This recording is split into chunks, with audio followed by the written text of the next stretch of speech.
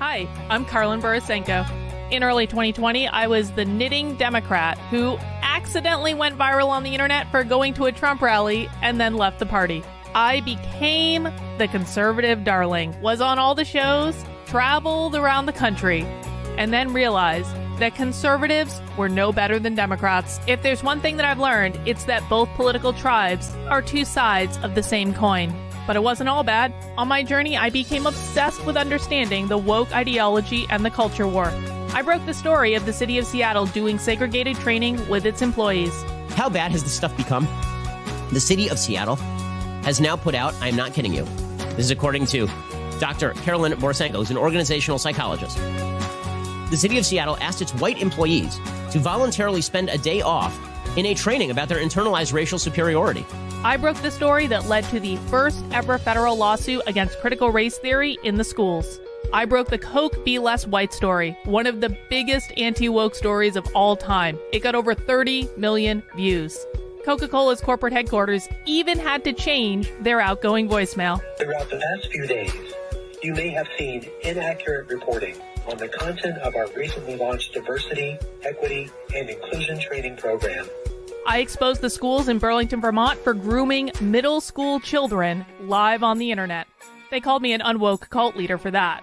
And the Vermont Human Rights Commission slandered me publicly as being a hate channel.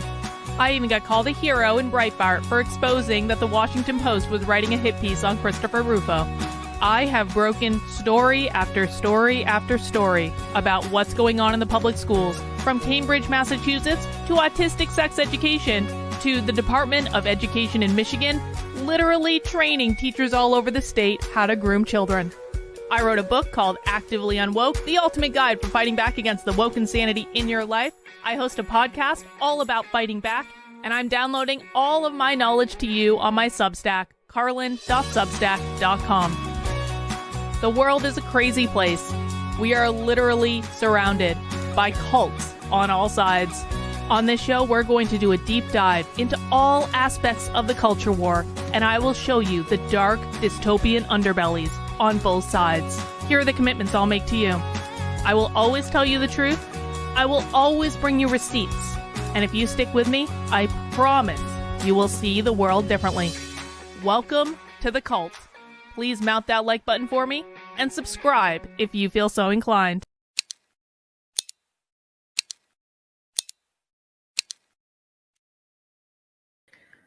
Well, I do hate to disappoint the Human Centipede here, but it is not a Dark Carlin sort of day. In fact, I apparently have been, people apparently really like this lipstick, which I think is really, really funny because this lipstick was actually I didn't even buy this. This was sent to me for free as a thing that the makeup company that I use sends me. And then I just started wearing it and I was like, that's good and gaudy. Because I like gaudy things. I mean, I don't know if you guys have noticed about my glasses when I went and got new glasses when I went undercover at the socialism conference, because part of my brilliant disguise when I went undercover at the socialism conference that I was preemptively banned from was I literally did a Clark Kent. I was like, I'm just going to get a new pair of glasses and they're going to be the most gaudy glasses in the history of glasses. and that was part of my disguise. And it works. It works. You want to know why it works? Because human beings are inherently selfish and most people are way too self-absorbed to notice anything about anyone else. And so if someone just shows up and it's like something is just a little bit off about them, they just go on about their business, especially if you're at something like a conference, man. And so, yeah, I like gaudy things. And so when I was sent this lipstick on behalf of my makeup company, probably to try to get me to buy more makeup, I was like, well, that would be funny. And then apparently I keep hearing from people on the internet that they like it, and they like it better than my dark look, which is when I do this. I mean, I like this look too. I don't even have the shoulders out today. It's even just a plain t-shirt type of day. This shirt says Fauci lied for people who I don't want to be accused of having a pro Anthony Fauci shirt. You just can't see the whole thing, okay? Welcome to The Cult, guys. The Cult is a show that I stream Monday through Friday on this here YouTube channel, on X, the platform formerly known as Twitter, and on Rumble, where we do deep dives into the far, far left on most good days here, the cult of the socialist, if you will. And I've been thinking a lot about this, and it's like, I know that people like to say that the left is a woke mind virus or whatever, but it really is. Some of the content we're going to watch today, I was talking about it with my husband last night, and I was like, you can predict how these people will talk. I was telling him, like, I don't even need to hear socialist words coming out of people's mouths anymore. If they speak in a certain intonation, I know they're a socialist, because it is cult-like. They all have a dead look in their eyes. Even if they're trying to look happy, or they're trying to look upbeat, or they're trying to look excited because they're giving a speech or a presentation or something, they all have a dead look in their eyes. And they all speak with the same intonation, the same inflection, the same rhythm. It is literally like watching a whole bunch of people assimilate to part of one big Borg. And it really is terrifying. And if you think about it, I've said on several occasions, watching socialism as much as I have, which is basically I have either watched a socialist or a leftist training almost every day of my life for over 3 years. And I was watching it before that too, but the beginning of 2021 is when I really dug into it, and I started watching it. I would watch it once a week on stream, and then I would actually just like I was cheating on you guys at that time, because I was still just trying to report the news and do like normal kind of like YouTube stuff. And so I would watch leftist training on the side without telling anyone, because I was starting to get really into it, and I was starting to reverse engineer it. And so my point is this: it's like, it does get to you. There is something about watching far left training that the tentacles from the training come through the computer screen, and they make its way into your brain. And there are times when, well, Bot, I don't watch Socialism Without You anymore. This was a different time, okay? This was in the pre Carlin is ahead of everyone else era. This was in the before days, when before I had an unhealthy addiction to socialism. It is addicted, and it is retarded. It is both fake and gay and highly addictive.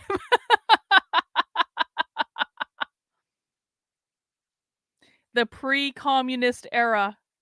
When I knew the Marxist revolution was what it was in theory, and I even wrote about it in my book, because I wrote my book in early 2021. I even wrote, like, this is Marxism, yo. I know that sounds like a crazy right-wing conspiracy theory, but no, it's real. And even when I wrote my book and I was writing, this is Marxism, it was still very theoretical for me. Like, I knew it was true in theory. I think everyone knows it's true in theory.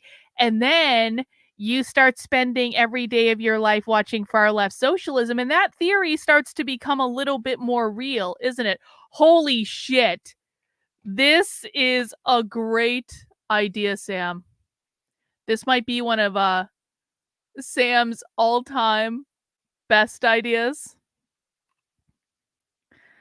What was the tipping point? The tipping point for me was going undercover at the first socialism conference back in April of last year, when I went to that socialist reproductive justice conference. That was the tipping point, because like when I distinctly remember the moment I was like, oh shit, because I was sitting in a room at the socialist reproductive justice conference, and I was literally in the middle of the room, and on all sides of me, I was surrounded with socialists, but they were like college student socialists, and we're talking like the queer feminist sort of people. And so we're talking like they all had the socialist haircut where they have the head shaved and the little tiny bangs and the mullet, and they all had like the really bad tattoos, and none of them shaved their armpits or their legs, and they were all queer in some way, and we always had to introduce our pronouns. And I remember quite literally sitting in the middle of the room looking around, and I almost burst out laughing like at a really inappropriate moment, because I was like, I am in an episode of Socialism Saturday right now. It is happening right to it. It is real. And I had this moment. It's kind of like if you watch a TV show over and over and over again, and maybe one day you have a dream that you are actually in the TV show, but that's just a dream, right? This was real life. I was in the fucking TV show in real life. And it was just the most mind-bending experience that I've ever had in my life. And I almost burst out laughing inappropriately in the middle of this woman's presentation. So I was just like, this can't be real. This can't, but it is. But it is.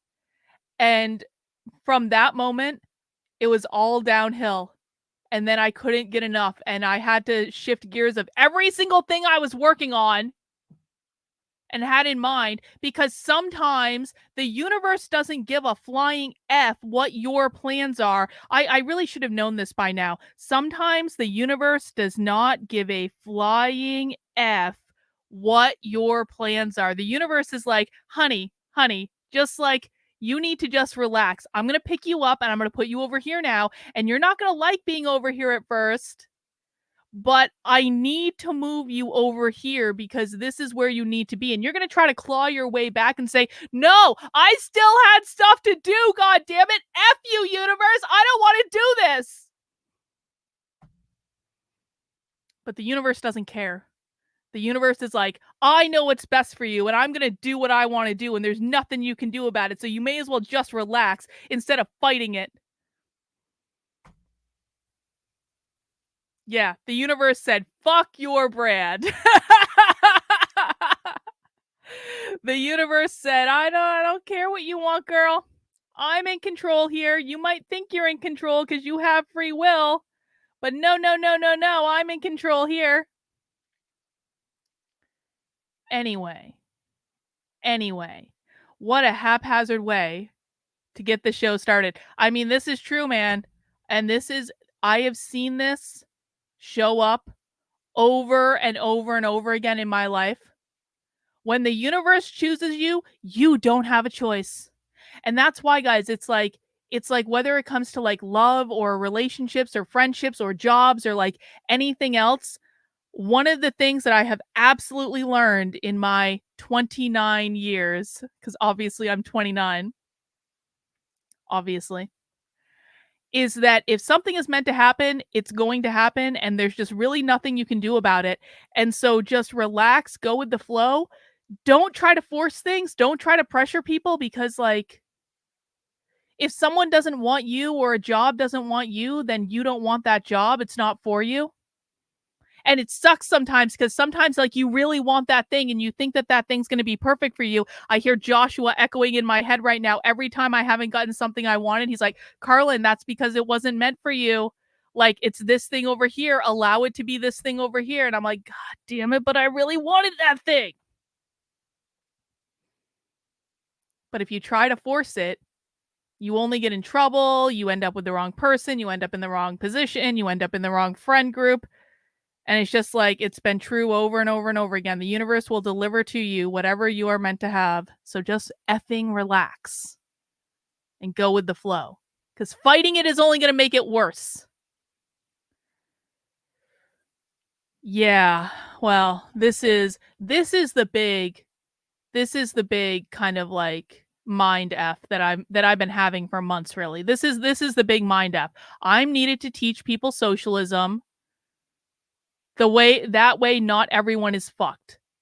I mean, this is truly the biggest mind f that I've ever had in my life. And we're gonna talk about this. This stream right now is not going to be a typical 5 p.m. stream. I have some things I want to say, and I have some ideas I want to discuss, and we can watch some of the videos that I posted this morning from the Revolutionary Socialist call, but you guys can also watch those on my Substack. But we'll probably watch one or two of them as well. But I just have some ideas I want to talk about, and I want to do. This is going to be, you know what? It's March, so we're reaching the end of Q1, which means Carlin needs to have her quarterly meltdown on the internet. Is everyone okay with me having like my quarterly meltdown on the internet where I'm like, I can't believe I'm doing this and I'm not good enough, and everyone sucks and I hate everyone and everyone's lying to you and no one listens? And does anyone mind if I need to work out some feelings today? All right. Is that okay with everyone? Because I've been in like a massive mind fuck for like this whole communist thing has put like, it has made so many things clear to me that I already knew were true. I knew they were true, but it's like a difference between knowing something is true and seeing it being true. It's like you can know something true is theory. You can know something is true in theory, and then it shows up right in front of you in real life, and you're like, ah, fuck, I really didn't want that to be true, man. I really thought I was making stuff up. I really thought I was just being paranoid. Maybe I was just smoking way too much weed, and I got paranoid, and I got silly about it. But then no, it happens right in front of me, and it's happening when I'm totally sober, so I know it's not the weed talking. Maybe the weed makes me more intuitive. In fact, I would argue that it does, which is part of the problem. I get more psychic when I get high. Anyway, we're going to get into all that, guys, and we're going to talk about some stuff. I do want to let people know that this might be a little bit of a shorter stream because, well, maybe it will, maybe it won't. I don't know yet. But we will be doing the State of the Union tonight. I don't really want to watch the State of the Union. I have a class that is at 9:00 on Thursday nights that I normally take, and I wanted to go to my class, but then I felt professionally obligated to cover the State of the Union, and so we're gonna watch the State of the Union, and I'm going to go to the beer store prior to this. I'm gonna go basically after this here stream. I'm gonna get in my car and I'm gonna go buy some beer because people asked me to get drunk. Also, tomorrow is technically happy hour, though we have a programming note for that. And oh, is Trump doing a State of the Union too? Is he doing it at the same time, or is it like, how is that working, Kristen? Let me know. We can watch Trump's too. I don't care. But people said they wanted me to get drunk. I will. Fine. I guess. Fine, you assholes. Fine. I'll get drunk and we will watch the State of the Union. But I'm going to go get some good beer. Like, I think I'm going to splurge on the beer today. I think I'm going to get like the really, really fancy, like small batch, like 11% Imperials, like that are in the nice bottle, not that are in the can, that are in the nice bottle. Yes, bot, you can get high. I am not going to get both drunk and high on a stream at the same time. That to me seems to be just a little much. I'm already accused of being an alcoholic because I drink on one stream once a week, or actually I drink on Socialism Saturday too. So I have like 2 or 3 beers a week, and conservatives accuse me of being an alcoholic. And so like I'm definitely not going to get drunk and high at the same time. Let's see, I had a super chat. Money to put towards the beer fund. Thank you, Naruto. If the beers I'm going to be buying, guys, are going to be about $20 each. And so if you guys would like to contribute to my beer fund, please feel free to do so in the form of super chats. Another way you can contribute to my beer fund, and this is actually the way I would prefer if I'm honest, is you can make sure you are signed up for my Substack, which is Carlin, KARLYN.substack.com, because Maria, thank you for beer money, Maria. I appreciate it. My Substack is my main content hub on the internet, and it is the place where I post all of my exclusive, investigative, and undercover reporting, stuff that you will not find anywhere else, early in the wee hours of the morning, because for some reason, I woke up at 6:30 this morning. Now, people who know me know that I go to bed around 3 or 4 o'clock in the morning, and so waking up at 6:30 in the morning and not being able to get back to sleep really cramps my style. I wasn't happy about it, but I woke up at 6:30 in the morning. I couldn't get back to sleep. I was going to post this article later anyway. And so I got up at 6:30 and posted the clips from the revolutionary communist recruiting call we did on Spy Stream. That took me until about 8:30. And then I went back to bed for like 3 hours. Okay. So I did get a nap in. Thank you, Kristen. I appreciate it.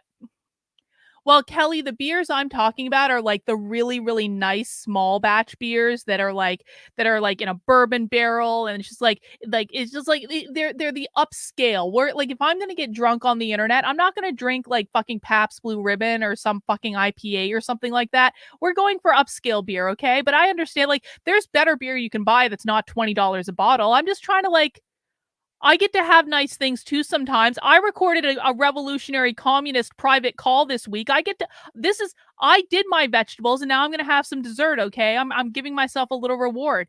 Benjamin Jackson, thank you for the super chat. Thank you, Seamstress, I wish I had thought of asking you guys for beer money way sooner. Well, it is entirely possible that if I get drunk, my husband's going to get lucky tonight. So, not that I need to be drunk for that to happen, but it certainly does. Anyway, we don't need to talk about that. I've already talked about my sex life way too much on the internet this week. And if people don't know what I'm talking about, you don't need to know, okay?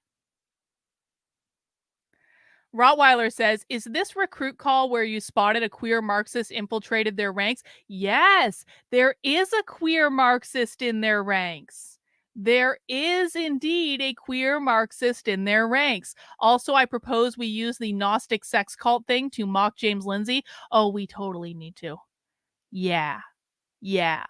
Because, guys, what is the most reasonable possible explanation for the basis of gender ideology? Is it to abolish the gender binary as an attack on capitalism and the nuclear family? Or is it because gender ideology is a Gnostic sex cult? Like, I feel like my answer is just the most reasonable. It's also backed up with mountains of video. I have never been to a socialist event where there's been a Gnostic sex cult. And I really feel like if there was actually a Gnostic sex cult, like there would be an announcement or something. They would be announcing the orgy. They would be like, there would be children parading around or something like that. Like, how, if gender ideology is really a Gnostic sex cult, then how come I've never seen a Gnostic sex cult at any of the events that I've been to, or anything close to it, anything even resembling to it? If anything, socialists are really kind of like, they don't have a whole lot of like self-esteem. I'm not saying they don't have sex, but it's like, you know, like socialists are having like weird sex. It's like the type of sex where like you keep your top on and you do it under a blanket because you're so self-conscious. It's like that kind of sex. These are not Gnostic sex cult people. I have been around people that have a lot of sex at other points in my life that I'm not going to talk about on the internet. And those people behave more like a Gnostic sex cult than socialists do.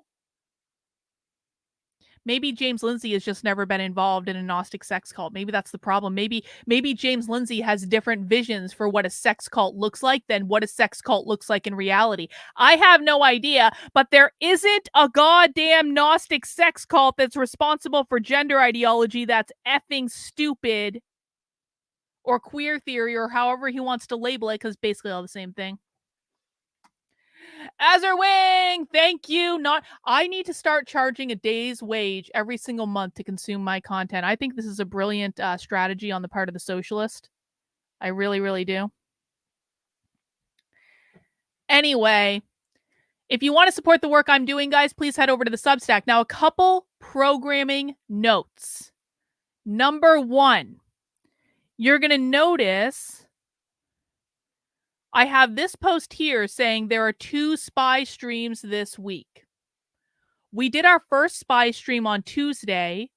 That was the revolutionary communist meeting that we infiltrated. We are doing another spy stream starting tomorrow and going into Saturday. And I haven't really promoted this that much, and that's my fault. It's just been a really busy week, and I forgot I signed up for this.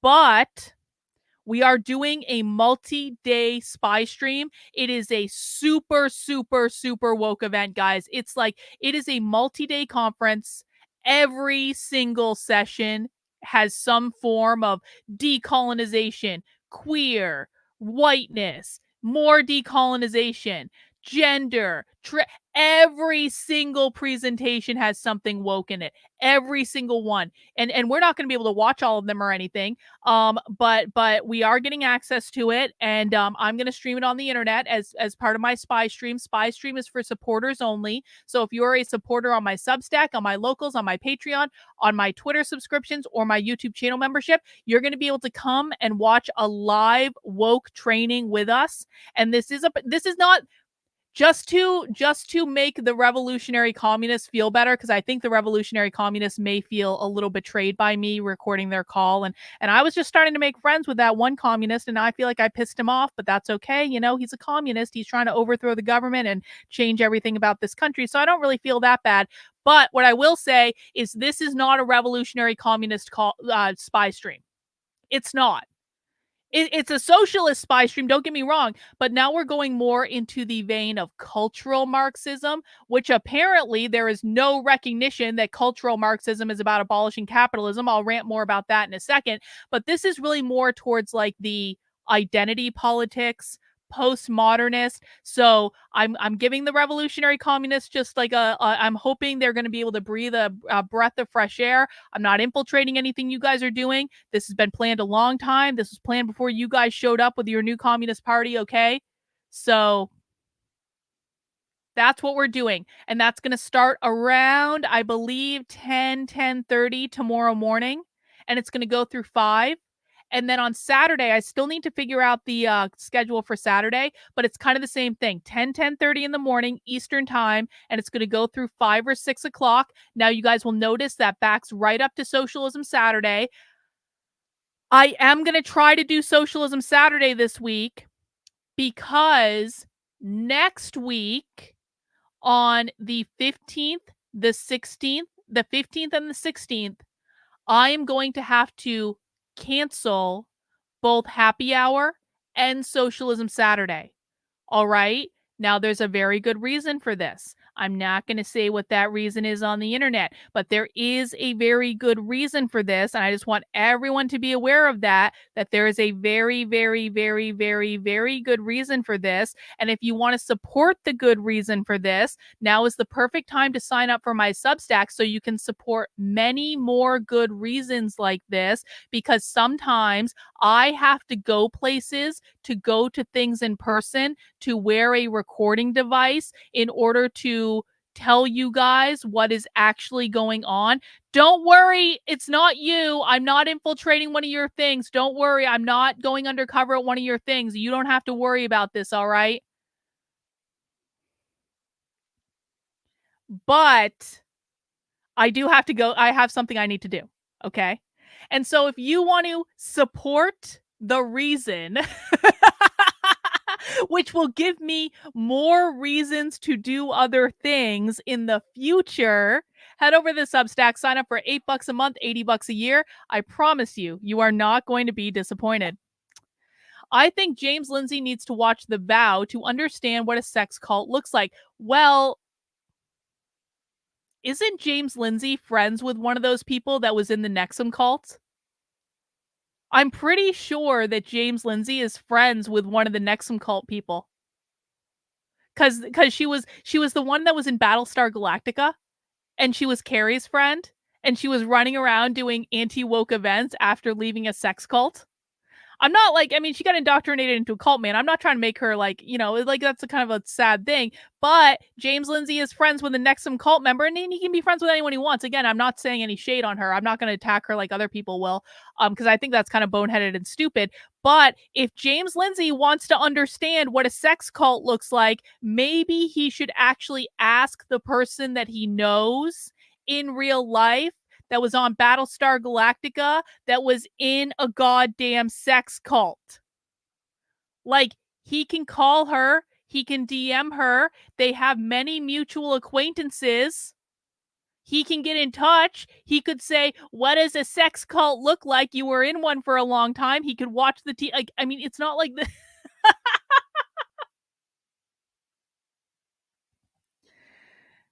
No, No, I'm not going to do that, Kelly. You don't have to worry about it. Not going to do that.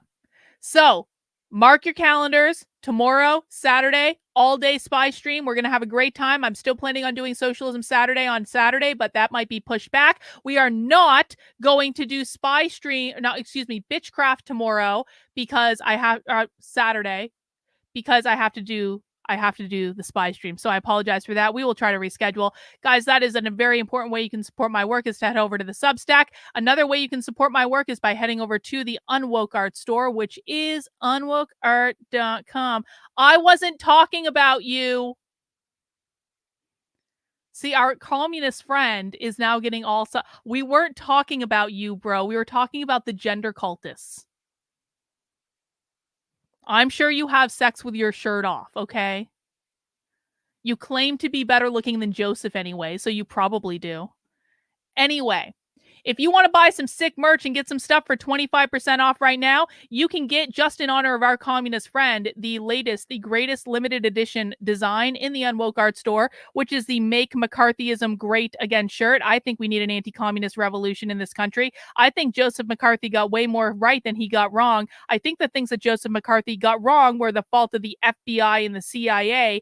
And I think that we just need to embrace the communist witch hunt like we have never embraced it before, because if we don't, we are totally effed. So let's bring it back. If the communists want to walk around being proud communists and wearing hammer and sickle and all that stuff, then we can walk around wearing a shirt that says "Make McCarthyism Great Again" and proudly declare our anti-communist status. And then we just see who wins. It's a cool design. It's going to piss a lot of people off. You can get it on t-shirts, hoodies, sweatshirts, mugs. I even did a shot glass. I've never done that before. Bags. All of this is 25% off for the next couple days only. You can also get the latest and greatest version of the Unwoke Wiki shirt, which is inspired by a tarot card lino cut, kind of cool design I did on the Plague Doctor. That is also available for 25% off, and you can get those right now in the Unwoke Art store. All purchases do go to support the work I'm doing, and I greatly appreciate it. I also got all sorts of other awesome stuff in there, so if you want to take a gander around, you can get some cool gifts and stuff you're not going to get anywhere else that are almost all designed by me, but one designed by Ba, and they're all really cool, and I love my merch. I wear my merch almost exclusively. So I can't recommend it enough. I really do enjoy it. And you know what? It's so great pissing people off, especially at Whole Foods. Oh my God. You wear my merch through Whole Foods and it's like, it's so funny just to watch the faces as you walk by. It's great. If you're a true I'm not keeping my shirt on during sex either, bro, but maybe...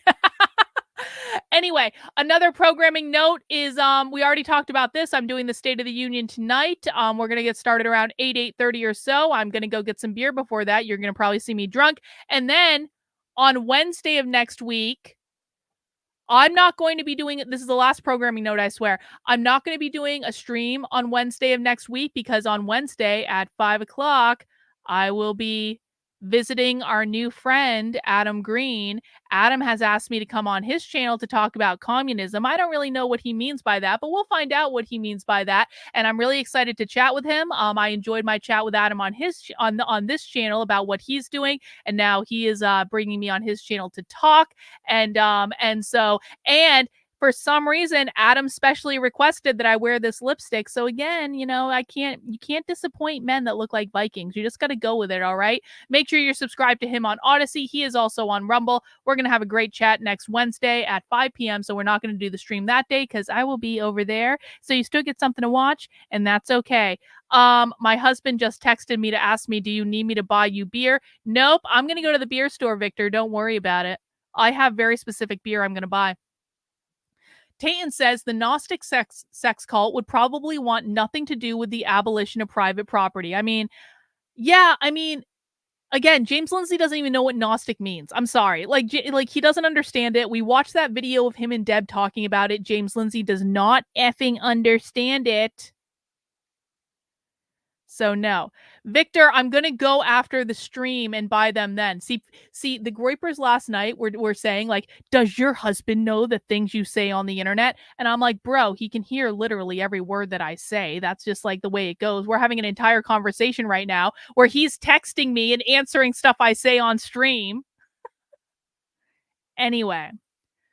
A little bit of a haphazard way to start things off, guys, but I have some stuff I want to say. All right, Victor, I'll see you later. Victor is going to go hang out with a friend and do guy things. Well, we're here talking, okay?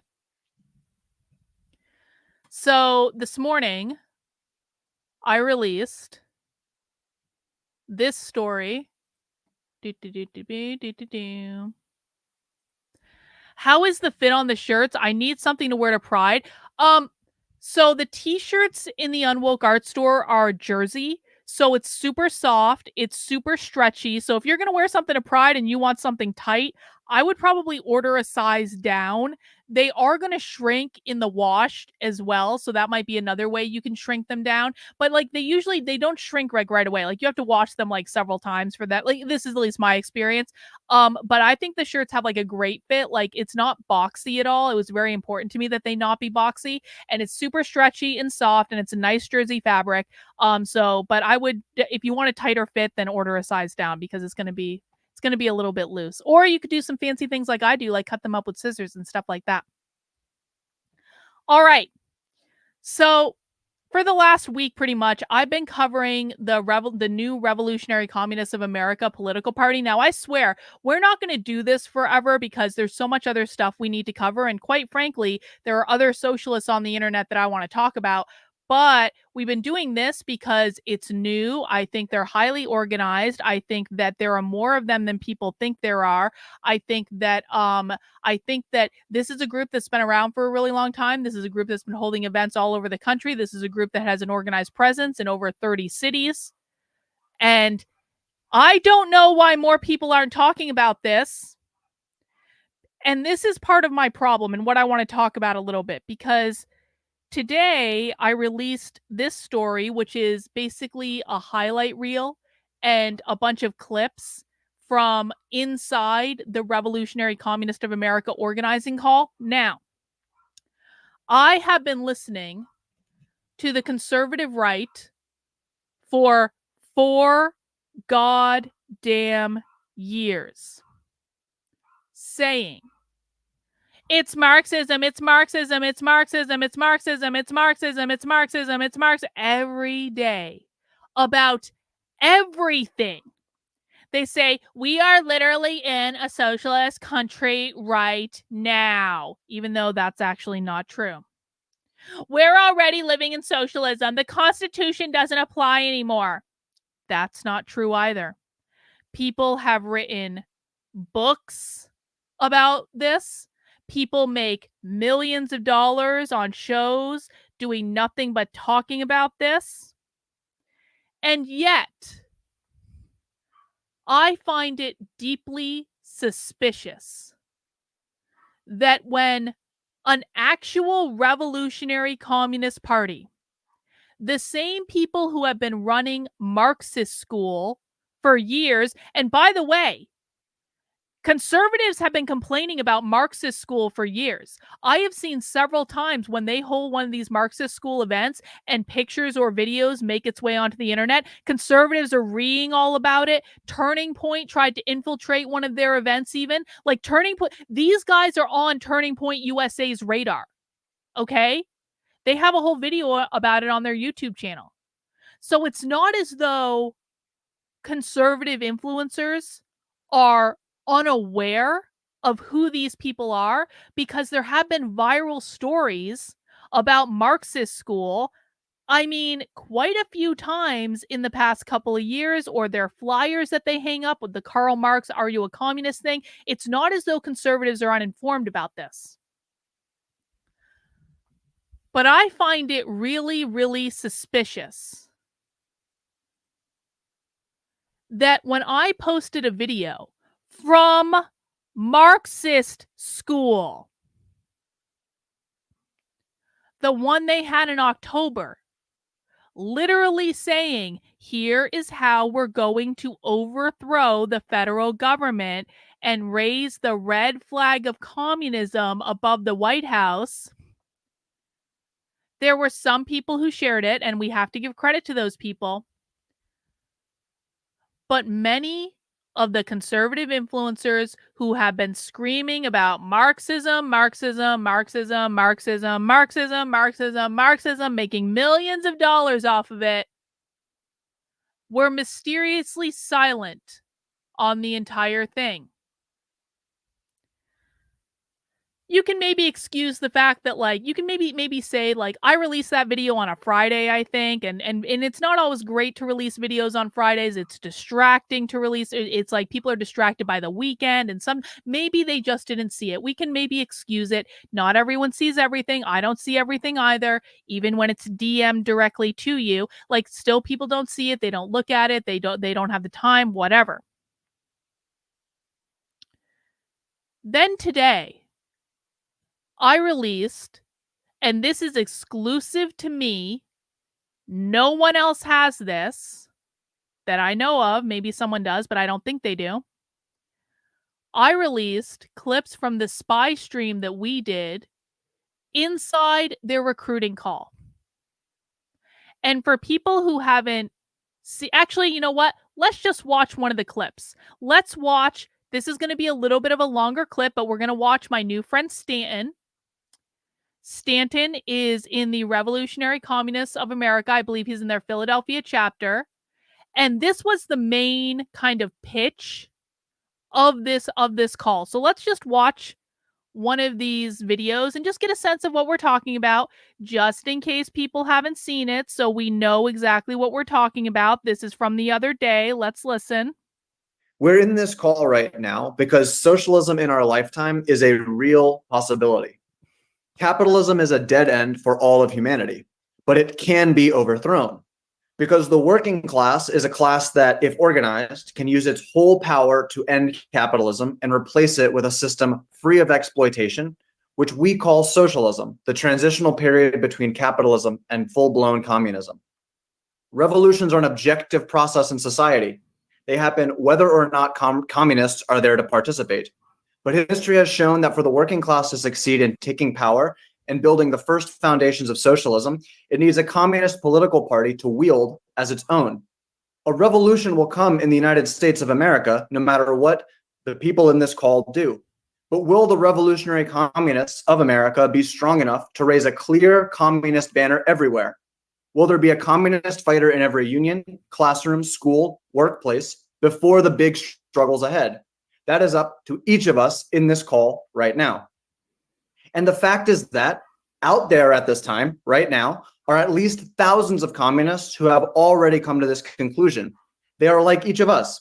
They have a need to overthrow capitalism in their lifetime and an urgency to build a party to do just that.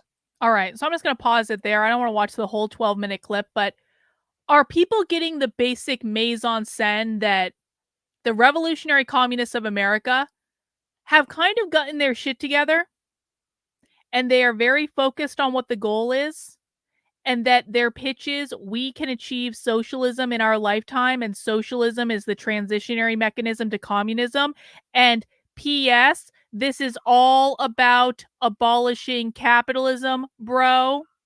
This is not about Western values. This is not about white people. He's very white. This is not about men. He's also a man. This is not about Christianity. This is not about any of those things. This is only and exclusively about abolishing capitalism, which they define as private property ownership. This video goes on and on and on and on and on like this. And you can watch it on my website if you want to watch it all. Let's watch another one real quick, though. Let's watch. Oh, hang on. These economic Marxists believe they'll win. No, I don't think they do. I don't agree with that. I do not agree with the political thing. I don't agree with that. Good luck displacing queer Marxists from their positions of institutional power. Rottweiler, they're very clear that they're not running political candidates. They were very clear in the spy stream. This is not about running political candidates.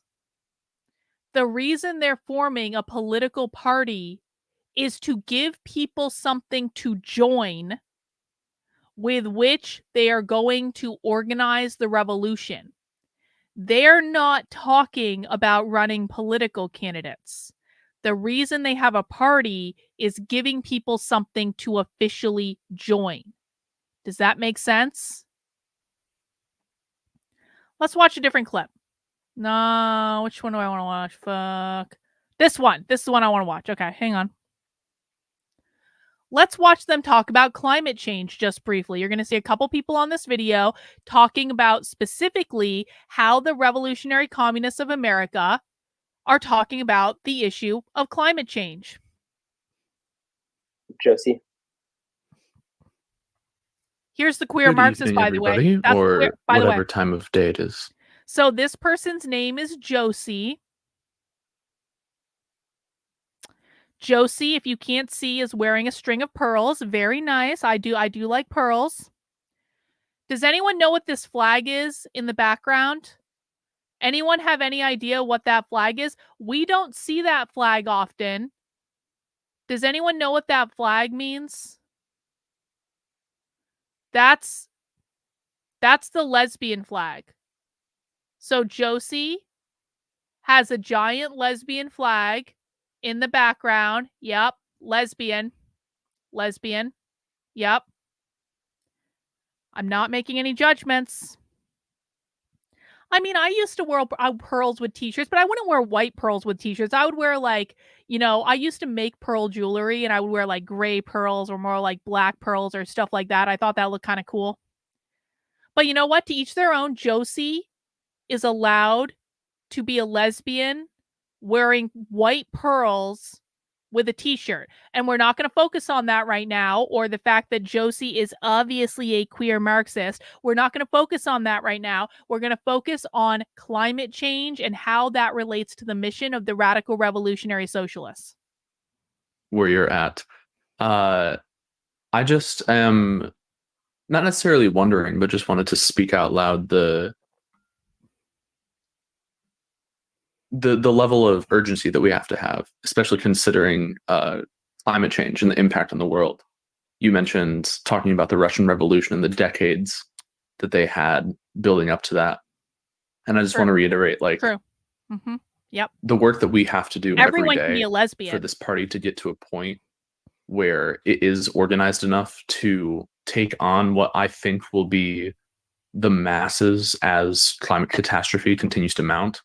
I think is really important to remember. I think that we really need to frame what it is that we're doing, not necessarily in life and death, because that can be really taxing to one's mental state, but remembering the urgency for the world's sake is also super important. And I'm super excited to see where all of this goes. Look, I mean, we're starting a cell to be a communist working group in wherever area, workplace, union, school we are, in order to unite other workers, students under the banner of communism, right?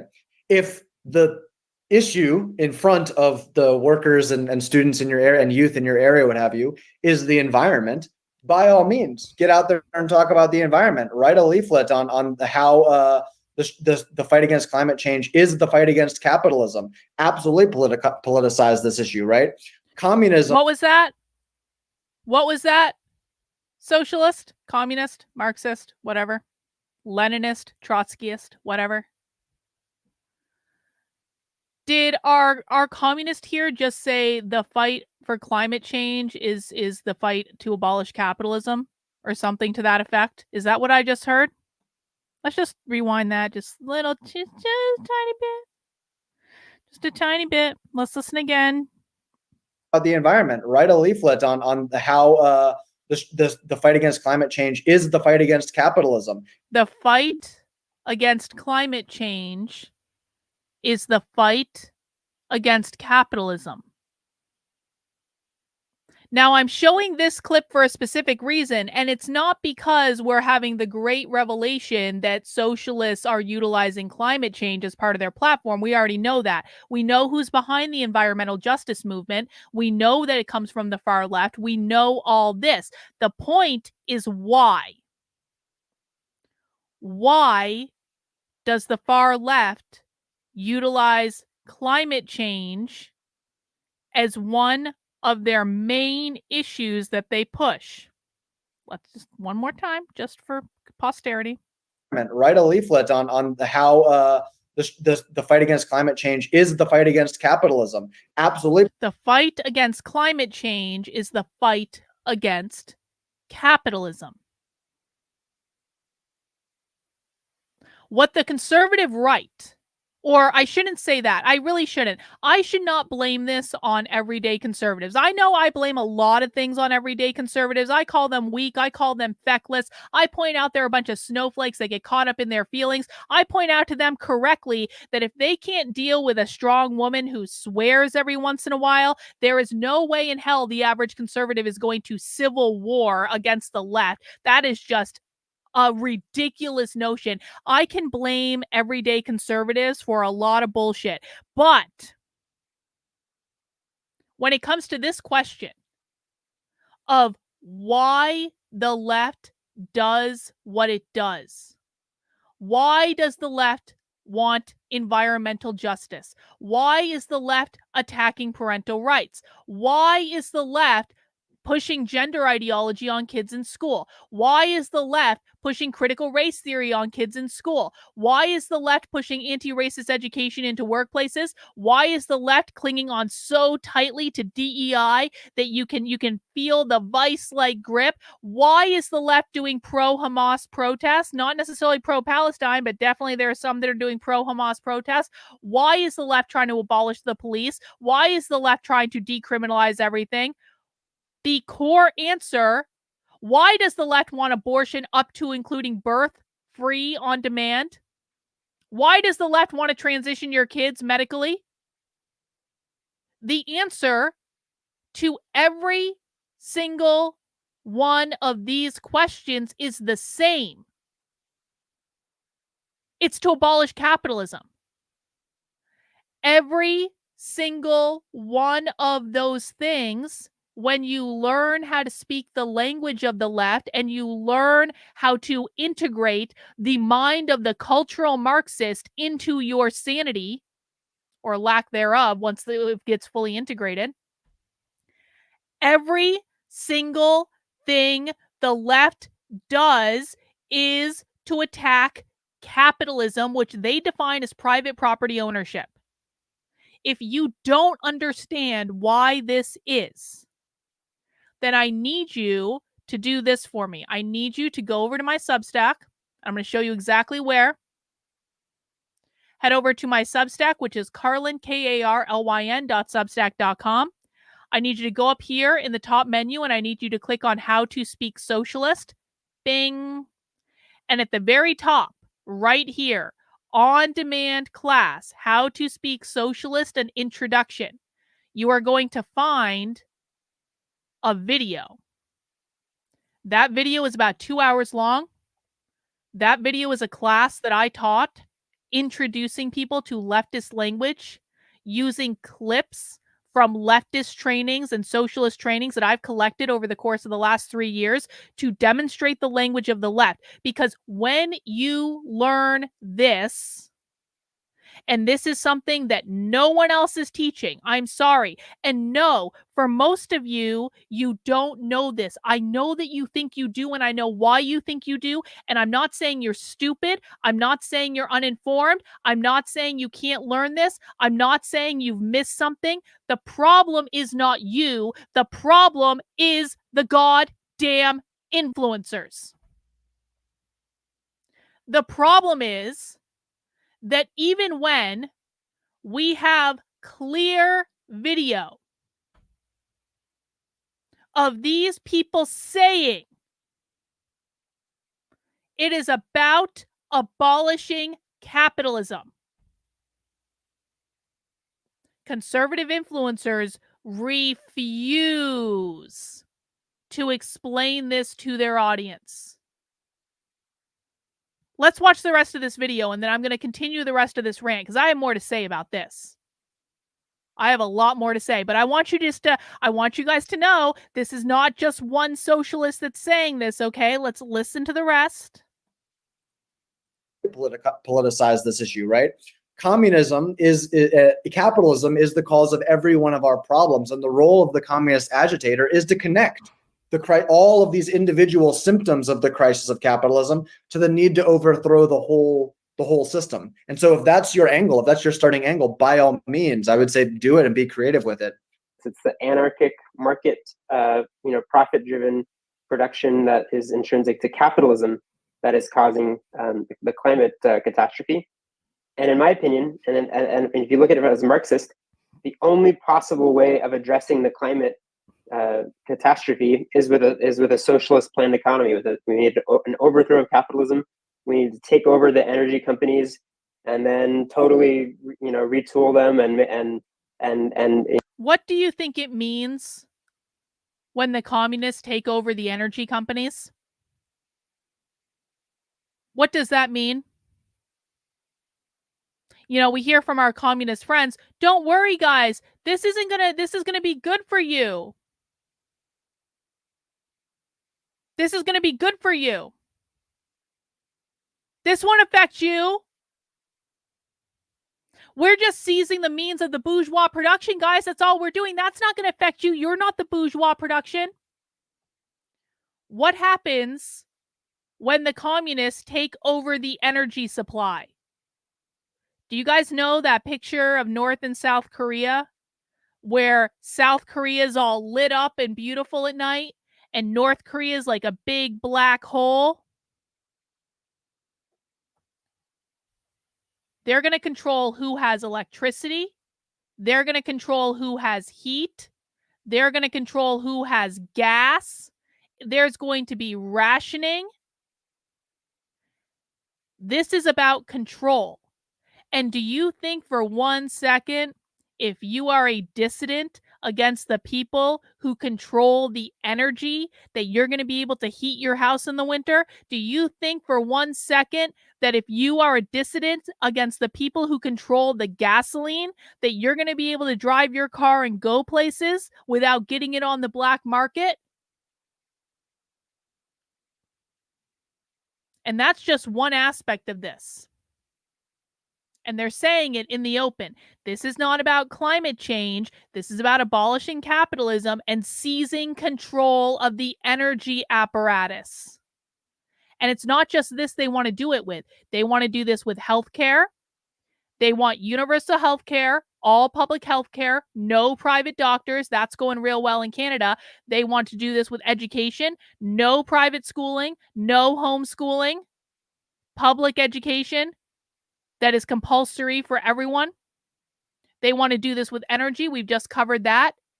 And the most fun part of all is going to be the production of the food. They want to control the production of the food. Now, I don't know about you, but I am less than comfortable with a group of communists given the history of starvation that exists in communist countries. I am a little bit hesitant to turn over the production and the distribution of the food to the radical revolutionary communists. I don't think that's a good idea. I don't like it. We have video of radical revolutionary communists talking about getting rid of people's private kitchens because they're trying to architect cities where there is a canteen in the middle of the city, and they've literally done this in Colorado. They've literally done this in Denver. I'm not kidding about this. Denver is uber socialist. They have architected new construction in the history of in the city of Denver to have a canteen like common area in the middle of the city in which people don't need their private kitchens because they're going to go to the canteen and they're going to get all their food, their rations distributed by the state, and they're just going to all eat together like they're on a commune. We have them on video saying this. My point is this. When I tried to share this video out today, when I did my thing where I connected with all of the different influencers who I sent the Monday video to, who I sent the video of this to, when we found that video of them saying they're going to overthrow the federal government, something funny happened. Now, of course, a lot of the conservative influencers who read about communism all day, every day, and socialism and how we're in a Marxist society, and like Jesse Kelly, they've written books about this, well, blocking people who are actually talking about it because Jesse Kelly doesn't know what the fuck he's talking about, but still. Most of them didn't share it.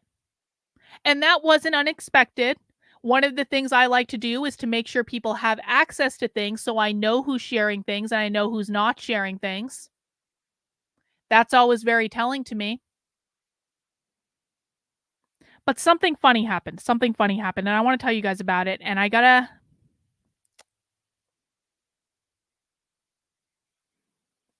this really upset me.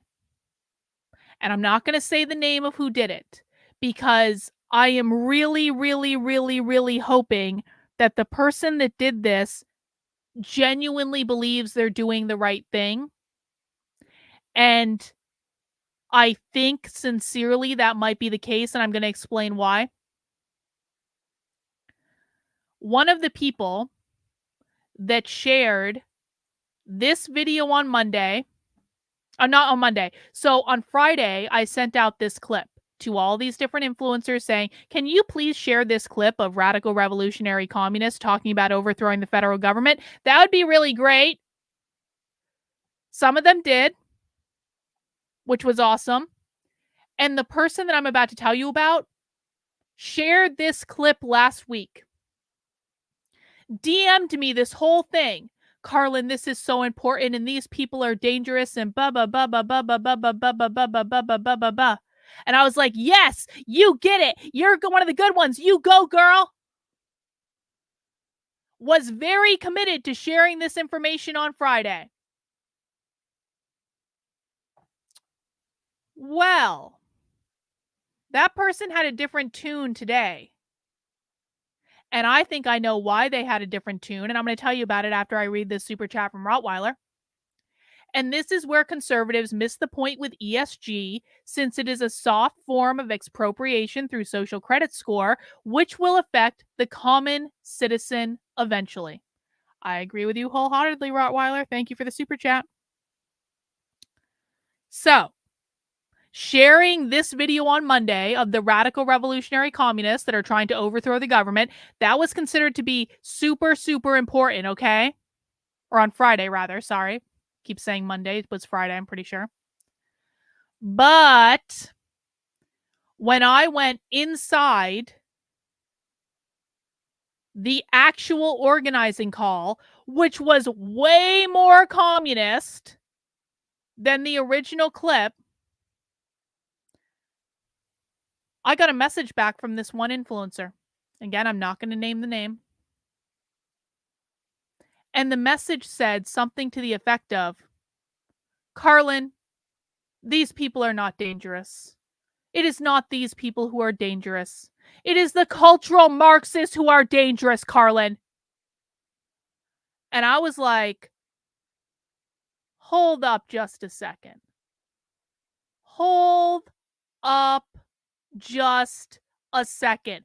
I have told you guys that when I was in the conservative kind of like influencer sphere in 2020, it was made very clear to me what I was supposed to say and what I was not supposed to say. And it's not like someone slides you a list of rules or anything, but it is made very clear to you what you are supposed to say and what you are not supposed to say. And I've been saying this all along. And this is the first time I've ever seen this actually happen in front of me with someone else in real time. The person who I'm talking about is someone that if I named their name, every single one of you would know who I was talking about. Every single one of you would know this person's name. I promise you. Last Friday, totally fine with sharing this group's information. Like, this is a danger and we need to make sure people know about this. And this is just like Mao's revolution and da-da-da-da-da-da-da-da-da-da-da. Same exact group today. And I get Well, Carlin, these people aren't the ones we really need to be worried about. And it's silly to worry about them because we should be worried about the cultural Marxists and not these people, because the cultural Marxists are the ones who's taken over the institutions. Well, this person is not wrong that the cultural Marxists have taken over the institutions. However, that doesn't mean that these people are not dangerous as well. No offense to the communist in the chat. Because these people are literally the ones that run Marxist school.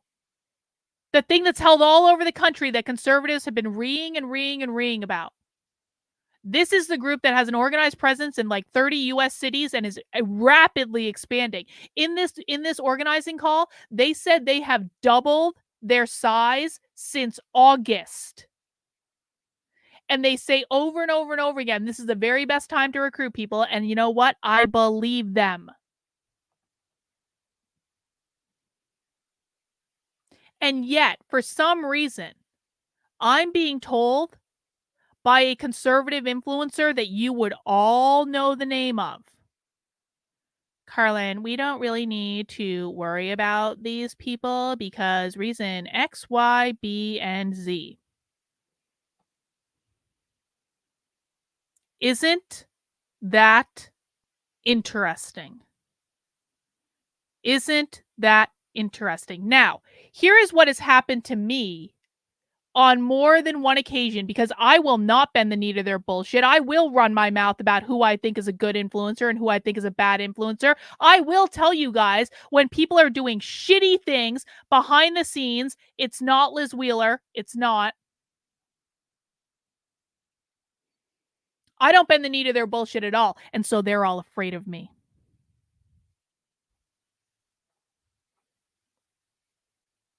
Here's what's happened to me on more than one occasion with some of these people, where someone shares my work, shares a story that I'm doing, shares a clip that I found, tweets it out to their audience. And I'm not kidding. This is how it works, guys. I'm not making this up. Then that person gets a phone call, or they get a text message, or they get someone slides into their DMs on Twitter and they go, are you sure you should be sharing that? Because, you know, she's kind of crazy. Or are you sure you should be sharing that? Because that's just not really news. It's not really what we're trying to, because there is a narrative that conservative influencers are trying to push. And anyone who goes outside of that narrative is not welcome and is not to be supported. And their work is not to be shared. Even if it's stuff like this. Even if it's stuff like this. That I think on the face of it, it's like, bro, we literally, you guys are bitching and complaining about Marxism all the time. These are literally revolutionary communists, bro. But no. What's more important to the conservative influencer class is branding and narrative and image and money and clout and our associations and our allies and blah. I never knew how bad it was. I was so naive about this. I never knew how bad it was.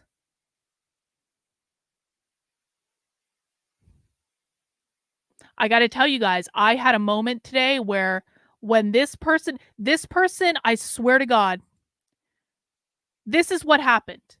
When this person messaged me saying, Carlin, these are not people that we really need to be concerned about. It's not Lauren Chen. No one has guessed who it is yet in the chat, guys, okay? And to be honest with you, I would really appreciate it if you guys would stop throwing out names, because I don't want anyone to get accused of this that didn't do it. And quite frankly, I don't even want the person that did it to be outed right now. There is a reason that I'm not telling you the name. Because I know, listen, I want to believe the person I'm talking about is a well-meaning person. I really, really do, because I was really upset about this, because I really like this person. And what I want to believe has happened is that this person thinks they're doing the right thing. Because I know in 2020, when I was in that world and it was being made very clear to me what I could say and what I couldn't say, I thought I was doing the right thing. I really did. I thought I was doing the right thing. I said, you know what? There's an election. Getting Trump elected is more important than this personal bullshit right now. I can keep this quiet until after the election. We don't need to talk about this right now. I genuinely thought I was doing the right thing. And I have to hope that this person is doing what they're doing, not out of malice, not because they're money hungry, not because they're clout starved, because I wasn't back in 2020. I never cared about any of this stuff. I have to think they're doing it because they're doing the right thing. And so I don't want to out them, because maybe they will have a moment where they wake up like I did and they look at who they're surrounded by, and the same thing happens to them that happened to me, which is, oh, F. This isn't what I thought it was. I know what it's like to get sucked down that rabbit hole, and I know what it's like to claw your way out of it, and it's not the most fun thing in the world. So that's why I don't want to talk about the name, all right? Jenny's getting inky with it. That's what I call the Draco Malfoy effect. They can help you mail friends with the right sort. Don't outsource your friend making decisions, peeps, and tell anyone who offers to F off. Exactly, Jenny. Exactly.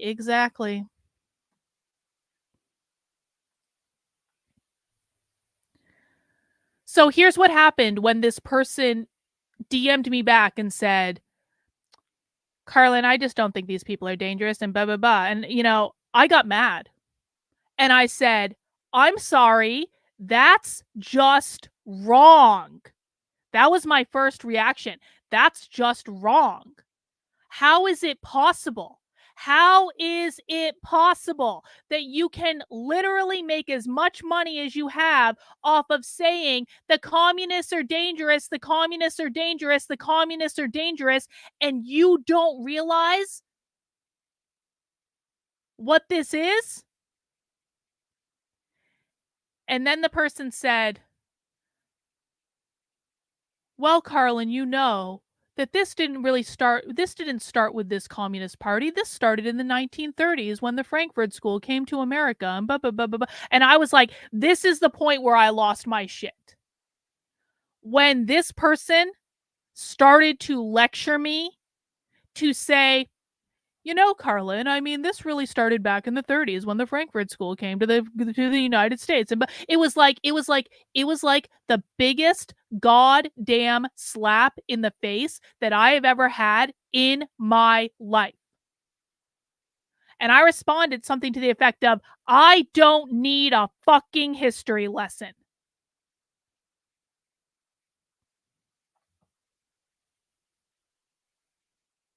In what universe are these people living that they think that I don't understand that this started in the 1930s when the Frankfurt School came to the United States and set up shop at Columbia University? I only say that like 1,200 fucking times a week.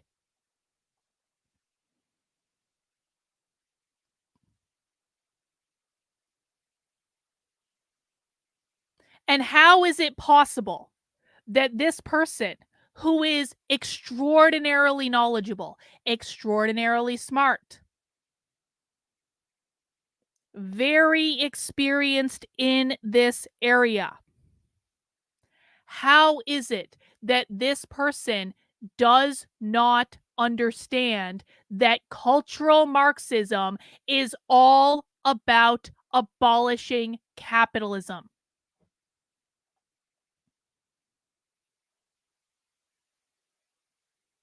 So then we have to ask ourselves, does this person Could it be that this person is completely ignorant of what I've been doing? That's entirely possible. That's entirely possible. There are a great many people who claim to understand every single thing that I do that have never looked at what I'm doing and refuse to look at it because they cannot handle this. Because here's the thing, guys. This is the core of why we can't get conservative influencers to share my stuff. And it's not because I have a mean tone. That's not what it is. The reason that we can't get conservative influencers to share this stuff is because the minute that they have to grapple with the fact that every single thing is about abolishing capitalism, their narrative on everything falls apart. Really think about this. Because I questioned this for a long time. I was like, why does James Lindsay refuse to say the word capitalism? And I think there's any number of other influencers I could name as well. There is not one conservative influencer who is being honest with their audience that this is about abolishing capitalism. Not one. But let's use James Lindsay because I know that James Lindsay knows this is about abolishing capitalism. There is no way in this universe that James Lindsay does not know that this is about abolishing capitalism. So I'm going to pick on him. Because I can excuse ignorance. I can even excuse a low IQ on a lot of these conservative assholes. Because a lot of them are really, really dumb. But James Lindsay knows the answer and he refuses to say it. So why? Because the minute that the conservative influencers admit that this is all about abolishing capitalism is the minute that every other thing they've been telling their audience about the left falls apart. The race narrative falls apart. The gender narrative falls apart. The trans narrative falls apart. The queer narrative falls apart. The police narrative falls apart. The environmental justice narrative falls apart. Every single narrative falls apart the minute that the conservative influencers admit that what the left is doing is really about abolishing capitalism. And they get so dismissive about it. They say, Carlin, everyone knows the left knows the left is trying to abolish capitalism. And then you ask them a follow-up question and you say, what does that mean? What does capitalism mean? They can't answer that. They have absolutely no idea how the left defines capitalism, which is private property ownership. It is your house, it is your land, it is your business, it is your rental units that you rent out, it is your parental rights, it is your individual liberties. That is how the left defines capitalism, private property ownership. They can't deal with this. They cannot assimilate primary source information about what real leftists are saying in the real world into their narrative.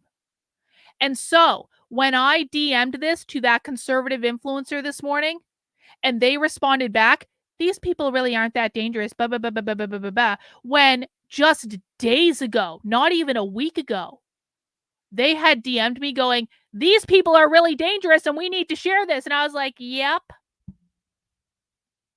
What happened in between then and now? I'm betting, and this is just a guess, this is a hypothesis, I could be wrong. I am betting what happened is a phone call was made or a DM was sent saying, do you really want to share that, bitch? Remember, these people aren't that dangerous. These people aren't the cultural Marxists. And she was managed and handled to go in the right direction. Because it does not benefit the conservatives to show you this content, because it proves that they are lying to their audience. Does everyone understand how this works? Conservatives are not going to try to solve this problem. It's really good news for the revolutionary communists. The revolutionary communists don't even have to worry about me covering them. I'm doing it out of interest. I'm doing it to prepare us for the inevitable utopia that they're going to usher in. And when I say utopia, we should do quote marks on that. So they have nothing to be afraid of when it comes to me. I can get into as many calls as they want, as I want, rather, and I will get into more. And it won't just be me doing it. And it doesn't matter, because the conservative influencers, the conservative media, the conservative Twitterati, they will not share it, because what these people are saying behind closed doors blows their narrative apart, and they can't have that, because what conservative influencers care about more than anything is what? Branding, darling, image, darling, the narrative, the political message.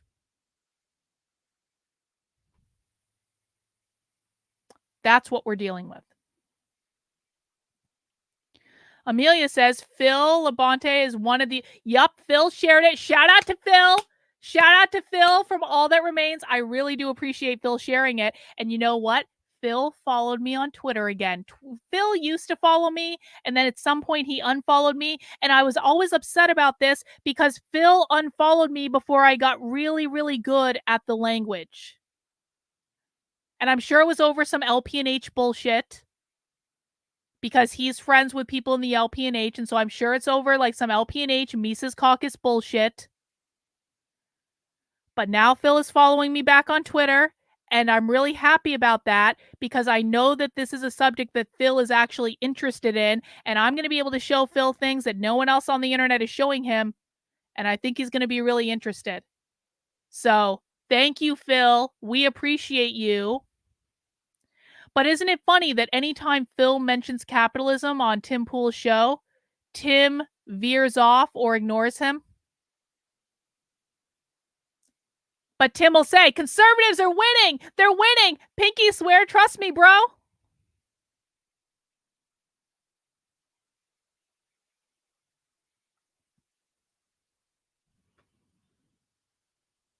So, we can watch some more clips if you guys want. But of course, you can find all the clips on my Substack. You can find the highlight reel on the YouTube channel. You can find it on Twitter. You can find that on the Substack too. You can find the full training if you want to. You can go watch the whole thing just like we did. My bigger point is this.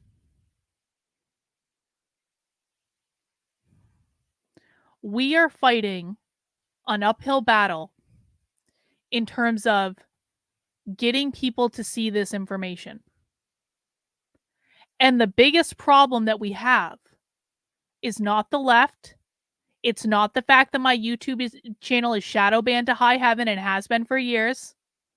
It's not the media. It's not big tech. It's not tech censorship. The biggest problem that we have is the conservative influencer gatekeepers. That is the biggest problem that we have. And so, oh look, our comment. Maybe do you want we can introduce you to Phil? Do you want? Maybe Phil wants to talk to a real live communist. Wouldn't that be fun? Isn't it? I'm always very disappointed when some of my favorite bands are like the Dresden Dolls. I fucking love the Dresden Dolls. I love Amanda Palmer. Amanda Palmer's a communist, but I fucking love the Dresden Dolls. And Amanda Palmer is so talented, and you can't take that away from her, no matter how much communist she is. And she's really fucking communist.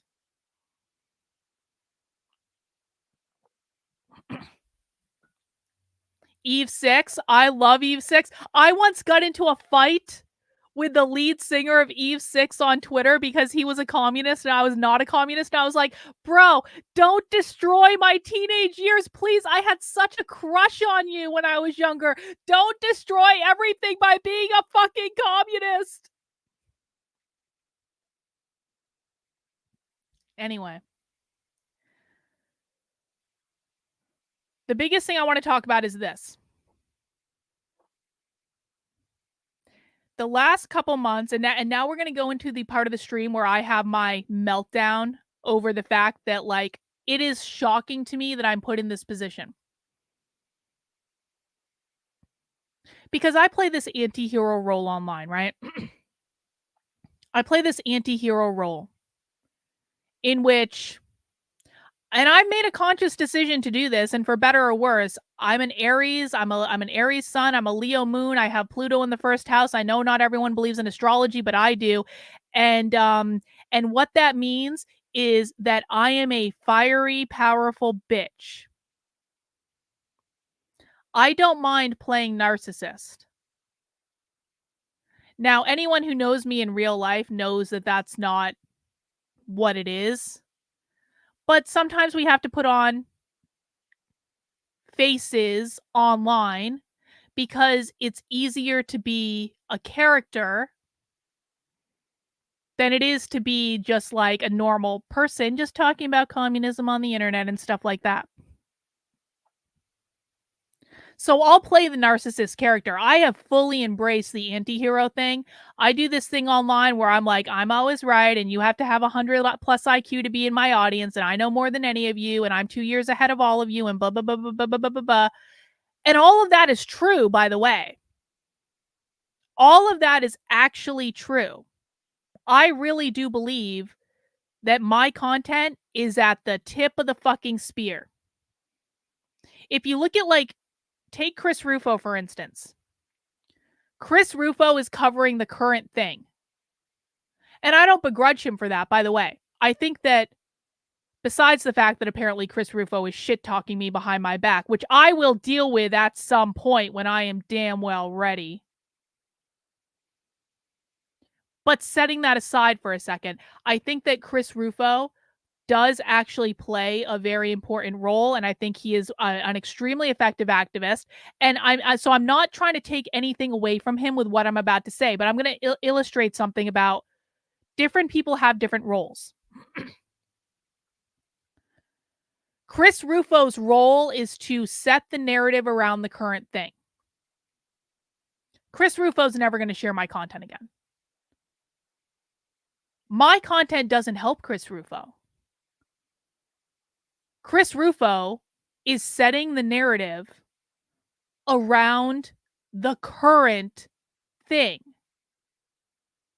Chris Rufo's not ahead of the game.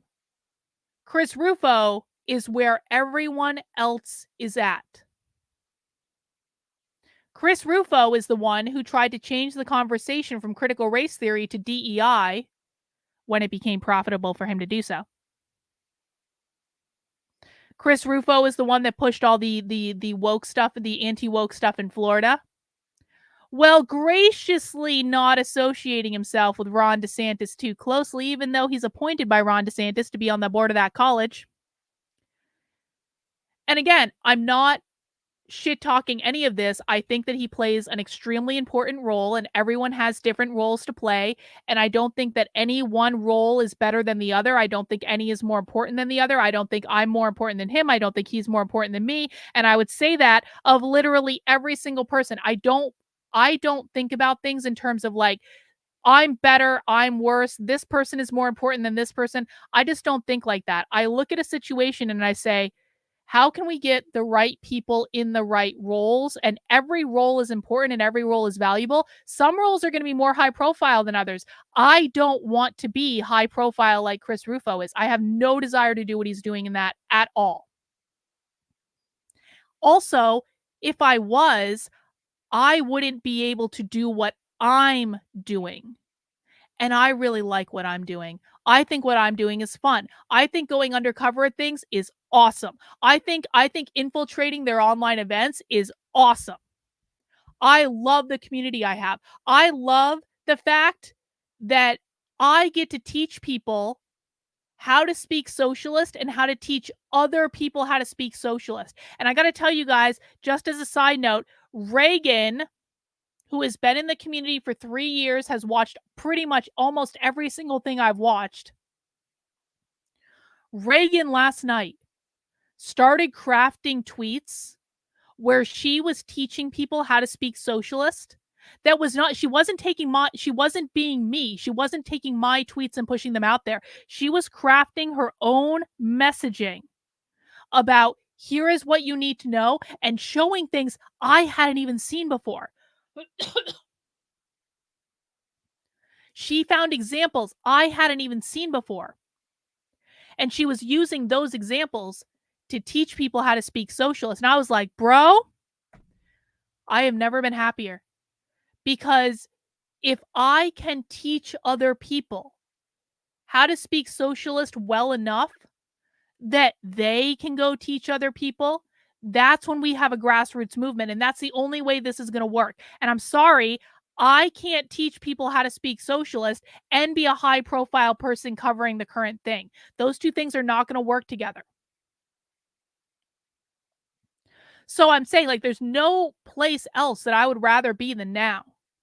I got to tell you guys, when I was undercover at the socialism conference, I remember this moment so specifically. When I was sitting in that room at that socialism conference, just keeping my head down, trying to make sure no one recognized me, and Emily Drabinski, who is the head of the American Library Association, comes up to the microphone, literally stands right next to me because, like, here was the microphone. I was sitting right next to it. Emily Drabinski, president of the American Library Association, self-professed Marxist at the socialism conference where she wasn't supposed to be, just happens to be in a session that I'm in, comes up to the microphone and announces, we need to make libraries sites of socialist organizing. And I just happened to be there right next to it, caught the whole thing on tape. I knew Emily Drabinski's voice from the moment she opened her mouth. I was literally sitting there looking down going, holy shit, that's Emily Drabinski. That's Emily Drabinski. Holy shit. Because I'd been following this bitch for a while. I knew who she was. I knew what she sounded like. I knew what she looked like. That was one of the biggest rushes of adrenaline I've ever had in my life. And it also had to be like the quietest moment of my life too, because I couldn't react.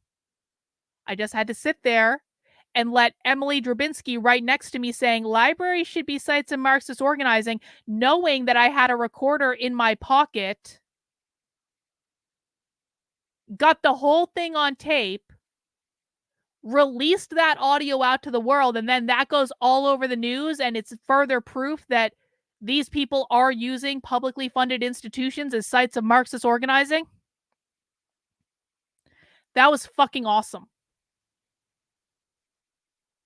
That was awesome. And I wouldn't trade that for anything. I wouldn't trade that to have dinner with Bill Ackman at the Harvard Club. I wouldn't trade that to go give a speech in front of the European Parliament. My role is not to do those things. My role is to be at the tip of the fucking spear. And Chris Rufo and James Lindsay and all the rest, their role, well, James Lindsay is just creating like nonsense and confusion at this point. But in a saner time, before James Lindsay lost his fucking mind, their role was to do the current thing and to help along those people who were like just catching up. I can't go back and talk about DEI now.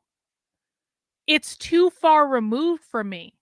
Like, someone asked me to do a DEI presentation the other day, and it's not like I can't do this. Like, I know the content. It's not like I can't, but it's just like in my head, I'm like, isn't that something from like 11 years ago? Like, in my head, DEI seems so far removed from anything I'm even thinking about right now. And I'm like, I kind of looked at him like, I truly don't know if I can talk intelligently about this. I really don't. I would actually have to like sit down and prepare for it. It's like, I'm teaching a college level class over here and you want me to go back and teach kindergarten? Like, no offense to kindergarten teachers. I'm not saying that like I'm not saying you're bad people. I'm just saying I'm doing something really different now. And I can't do what they're doing. But at the same time, they can't do what I'm doing either. And this is the biggest mindfuck of all. Because I don't know how this happened. I don't know how this happened.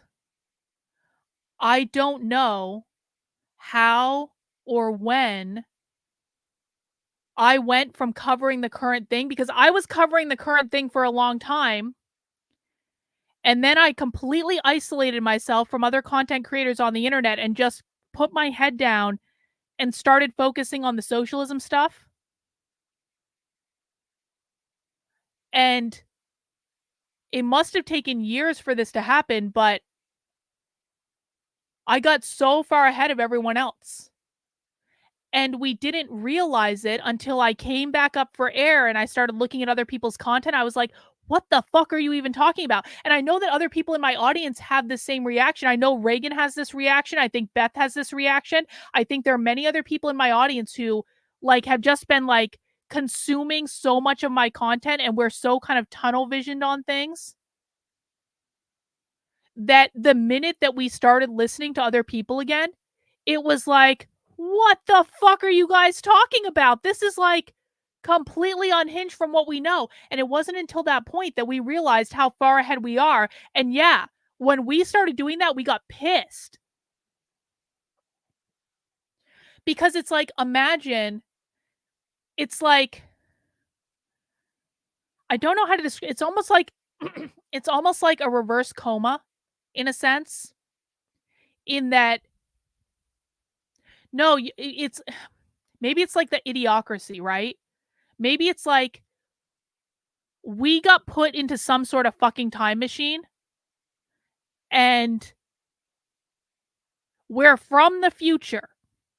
We are from the future, but we got put into some sort of fucking time machine without realizing that we got put in a time machine, and we traveled back in time. And we get out of the time machine and we still have the mindset that like where like the future is the current time. But it's not the current time anymore. We go outside and all these people are like a decade behind us and we're like, what the fuck is going on?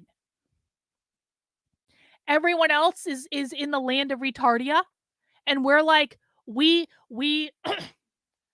used to be in the land of retardia. We all used to be there. There's no shame on being in the land of retardia, okay? We all have been there at some point in our life.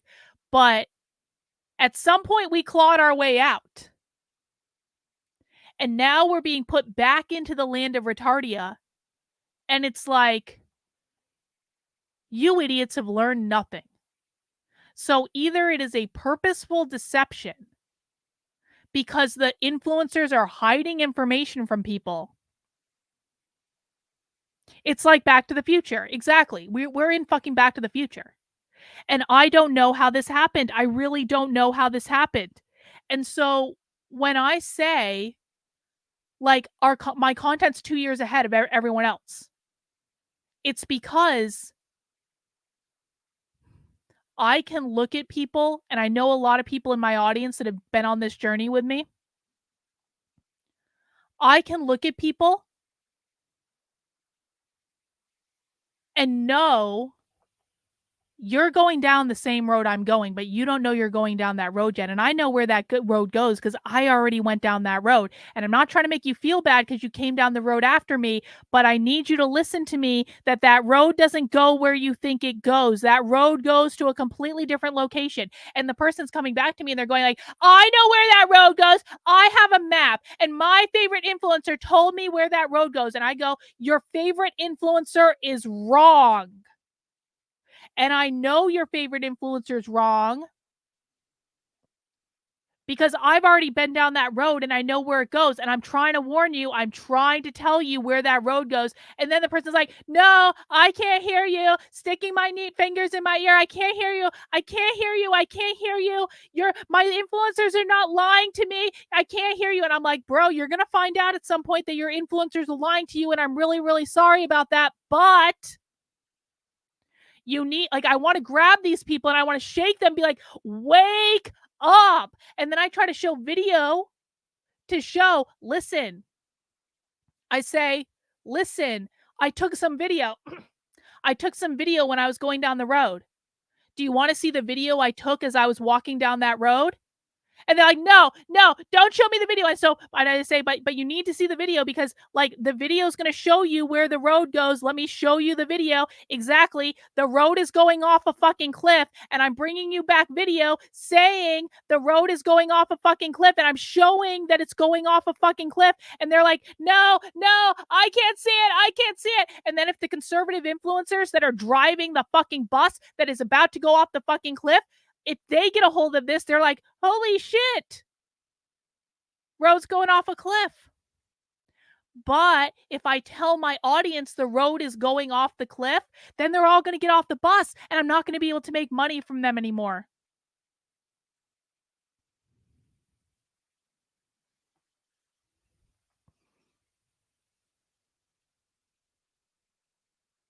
I don't know how this happened. And yeah. If I can't see it, there's obviously no cliff. Exactly. It is the allegory of the cave. It is. Conservative, like normal conservatives are in the cave. They're chained to a rock in the cave. They're looking at the walls of the cave. They're seeing all these shadows on the walls. The shadows are the puppet show being created for them by the conservative influencers who are selling them a narrative that they want to sell them. And all the people are looking at are the shadows on the wall and they're thinking this must be real life. When in fact, it's the conservative influencers behind them doing a shadow fucking puppet show on the wall. Now the average people can turn around. They can look. They can see what's happening, but they don't want to. Because the minute that they actually see what's happening is the minute that their entire world falls apart. It is exactly the same reason why people on the left don't wake up. I talked about this a lot after my whole Democrat went to the Trump rally thing, you know?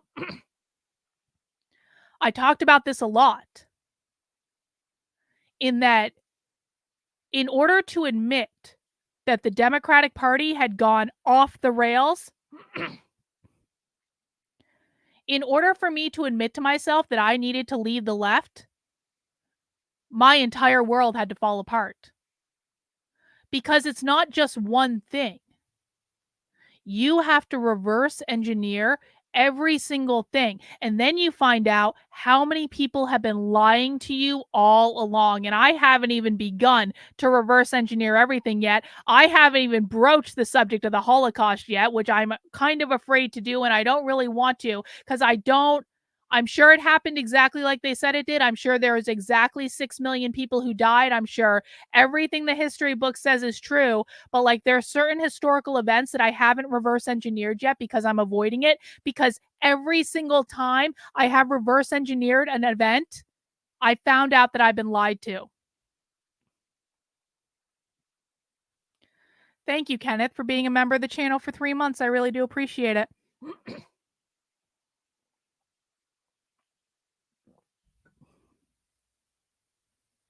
And so I've really been sitting here like, this influencer thing today really fucked me up. Because it was a person that I like, that I respect, that I saw them getting pulled into the conservative narrative machine right in front of my eyes. And it's one of those things where it's like, You know when you see something happen over and over and over again, but it's like that one extra time where it's just a step too far and you're just like, what the fuck? That's what it felt like to me.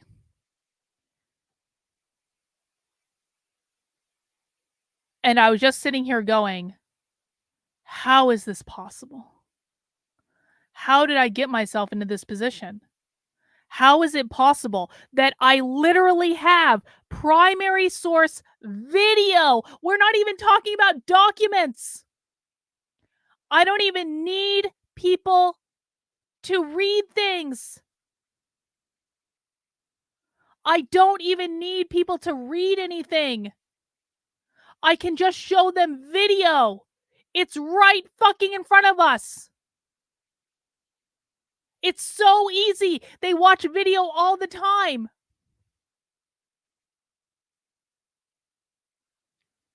How is it possible that I have literally video evidence for every single thing that I say to back up every single point? And it is so crystal clear when people watch the video. And I know that it's crystal clear when people watch the video because I have an audience full of people who have sat here and watched it with me. They're not mindless drones. They don't just repeat back everything I say. The reason that people in my audience sound like they're all saying the same thing over and over and over again is not because I've told them to say the thing. It's because they've seen the video.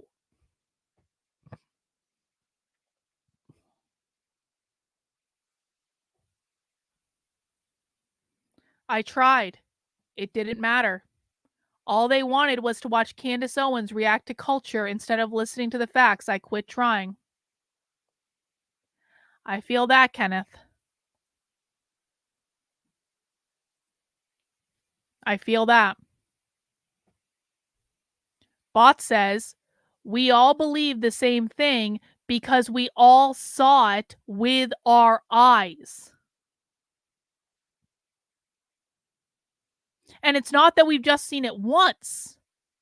It's that we've seen it over and over and over and over again. So to the point where it's not even just one group saying it. It's not one activist saying it. It's not one group saying it. We've seen it multiple activists, multiple collectivist groups. So we're looking at this revolutionary communist party right now. Fine.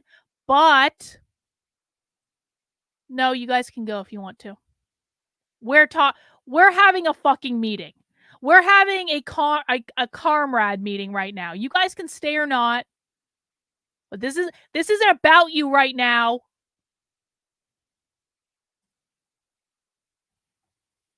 It's not always about you, communists, okay? We've been covering you for a week and a half.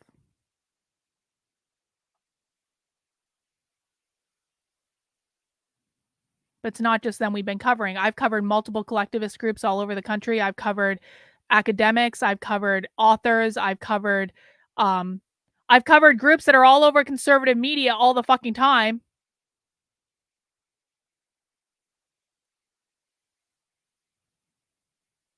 But they refuse to show it to their audiences. And so it puts me in this point of on one hand, I'm like, okay, well, that's an epic amount of despair that literally nothing I do fucking matters.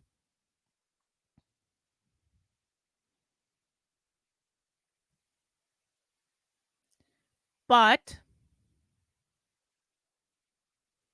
on the other hand, I do think there is an opportunity to create kind of a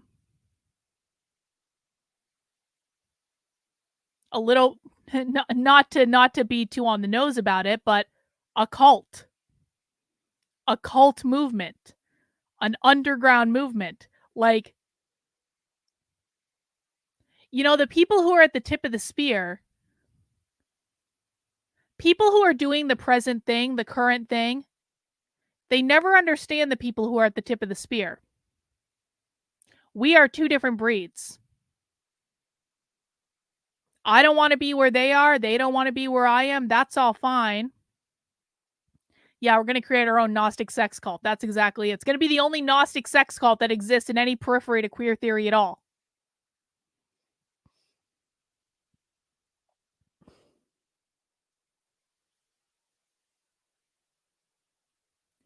I do think there's an opportunity for us to like create a cult movement where it's like only the fucking cool kids are invited. Only the cool kids know about it. Like the kids that are like always ahead of trend. The kids who are listening to the music before it goes like it gets massively popular on the Billboard charts. That's what this is. We are ahead of everyone else. And quite frankly, I think we should fucking own it.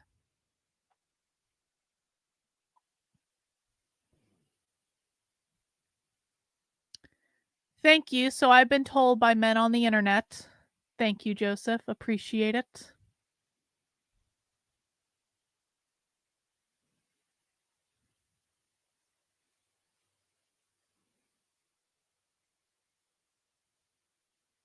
And is that so bad? Is that so bad to create like a cult type movement that like you literally get to be ahead of the game? Yeah, we are the fucking hipsters of the anti-woke movement. I'm not sure I want to use that particular analogy though, Kyle, because I don't like hipsters. But if I have to choose one, yeah, we are the fucking hipsters of the anti-woke movement. We are the counterculture of the fucking anti-woke movement. We are the punk rock of the anti-woke movement.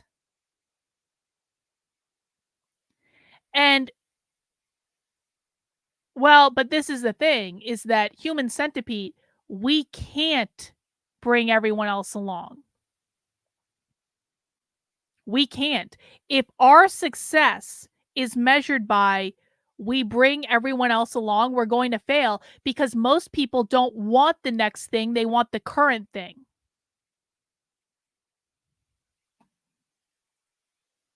We're not the current thing. We will never be the current thing. We will never be accepted as the current thing. The establishment, the gatekeepers, the fucking retarded low IQ influencers will never allow us to be the current thing. They will never allow us into their space because the minute they allow us in, their entire narrative falls apart unless we force our fucking way in and we take over, which I'm not opposed to doing. I am not opposed to being a massive pain in the ass to these people because they are lying to their audiences. And that's not cool, man. Never underestimate the power of a small group of committed people to change the world. In fact, it's the only thing that ever has. I was actually thinking about this quote the other day, Carol, and I was like, that's so fucking cliche, but I hate being cliche, but it is so cliche, isn't it? But it's also correct. Everyone is going to think we're crazy. People call me crazy all the time. People literally will not share primary source video evidence because they're like, that bitch is crazy. Have you seen her haircut? Which is extra funny since my hair is actually like a normal cut now. I don't even have the side shaved anymore. Like I haven't had the side shaved in years, but they'll look at the picture on the YouTube channel and be like, that she's an SJW, she's a leftist, she must be crazy. But we're not crazy.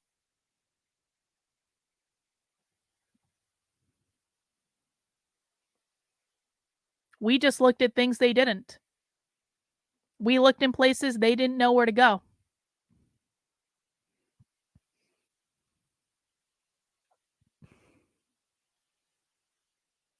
But the key with this is, it has got to be 100% unapologetic. When they call us crazy, we go, uh-huh, okay. Okay. I'm sorry you feel that way. I'm very sorry that we're 2 years ahead of you because they're always going to double down, guys. And here's the thing. It's like, we have to just accept the fact that it's kind of like, this is the mistake that Moms for Liberty made. The biggest mistake that Moms for Liberty made when they went on 60 Minutes. And by the way, that video is still on Rumble and it's still on Odyssey if people want to find it because YouTube struck it down, but it's still on Rumble, it's still on Odyssey, and I'm working on getting it back up on YouTube. The mistake that Moms for Liberty made when they went on 60 Minutes is because conservatives and the current thing conservatives and the grifting class and the astroturfed class, They are desperate for acceptance. They are desperate for the mainstream media to accept them. The mainstream media is never going to accept them. The mainstream media is always going to edit them out of context. Why there was a big conservative uproar over how dare 60 Minutes edit them out of context? It's not fair. It's not fair. It's not fair. It's not fair. It's not fair.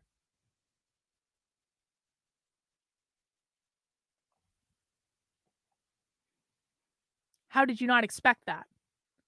You know how this game is played. You know who they are. Why did you expect that they were ever going to accept you? Because you went in there with a few like pre-rehearsed talking points and then didn't even bother to answer their questions and just deflected to your favorite talking points. Moms for Liberty was looking for acceptance. We're not going to look for acceptance. We don't want to be accepted by stupid people. They're going to know that we're right someday.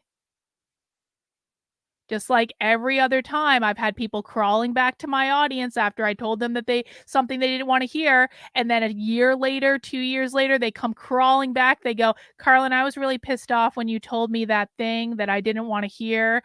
But it turns out you were right. And I was like, oh, okay, is that really right? Well, welcome back. I'm glad you made it. Sit down. Grab yourself a drink. We're going to be here a while.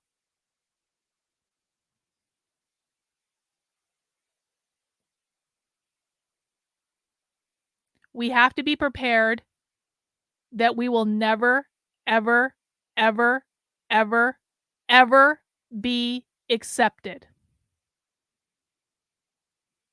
We have to be prepared for the fact that they're going to call us crazy. And then we have to be unrelenting in what we're doing. Unrelenting in saying, no, this is primary source video. You're going to watch this. And if you don't watch this, I don't give a flying F what you have to say about it. Unapologetic. You can be anyone you want to be on the internet, guys. If you're you don't have to use your real name. You don't have to use your real picture. I do because I accidented into this. And if I hadn't accidented into this, I probably wouldn't be. But you don't have to. So that means you can be whoever you want to be on the internet. If you're timid in real life, if you have self-esteem issues in real life, if you're still learning to love yourself, which is a lifelong journey, we're all doing it. I'm not throwing shade or anything, but you can be whoever you want. You can be the biggest narcissistic asshole in the world. And there's no consequence because you're an anonymous account that's using a fake name. So embrace it. No, we know we're right. We know we're right.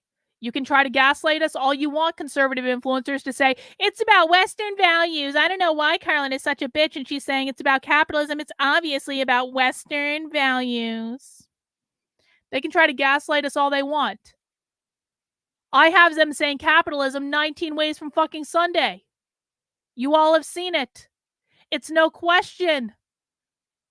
So stop bending the knee to their bullshit. Say, no, you're mistaken. This is what it's about. And here's video of this. This is what we need to do. And we need to get in their faces. And I don't consider our current enemy to actually be the left. I consider our current enemy to be the conservative influencers who are not telling their audience the truth. And so far as I'm concerned, if I have to be at the tip of the fucking spear and I have to be ahead of everyone, then everyone is on the table. If there are conservative influencers that are pushing bullshit, I'm not just going to go after James Lindsay. He's going to be our primary target for a little while because he's at the epicenter of all this stuff and he fucking knows better. There are other people that want to lie to their audiences. I will go after them too, and I will go after them with just as much fervor because they're lying to their audiences. And they're lying to their audiences to preserve the conservative narrative, to peer pressure everyone into agreeing with them, to gaslight people into believing that something is true when it is not true. And the thing that they're trying to gaslight people on is the core of the fucking problem. And if people don't understand what the core of the problem is, then we may just all sit back and just enjoy our long, slow descent into the communist utopia, you know? If people can't understand the core of the problem, then we are totally and irrevocably effed.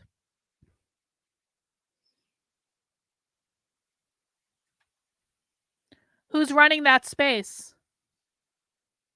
That's good if it's happening, if they're actually talking about it correctly. If they're not talking about it correctly, then it's not good, but who's running it?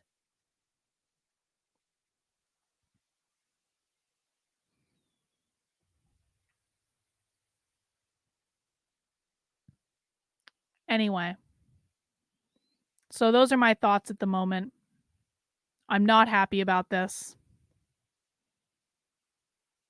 It feels depressing.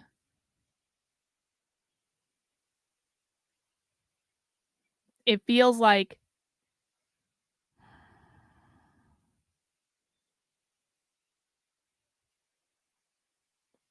I hate how hard it. I never anticipated this. This is like, I can anticipate a lot of things and I can game theory out a lot of things, and I feel like I'm pretty good at it. I play a lot of chess. I do a lot of tactics in chess. I literally have an app on my phone where I'm doing chess tactics like all the time for reasons like this. I never anticipated that it would be so difficult to get people to look at primary source video and to help them draw the conclusions. And I feel like I've made all this content. I've made literal mind maps with arrows and things. I've made graphs. I've made infographics. I have gotten everything to like the shortest possible explanation I can get it. And then if people want more information, they have that. I feel like I've just done everything I can. And it's like a matter of just repeating it over and over and over and over and over and over and over again. I just don't know what else I can do at this point other than trying to build a cult following. And, you know, we might as well just call it what it is. It's a fucking cult following.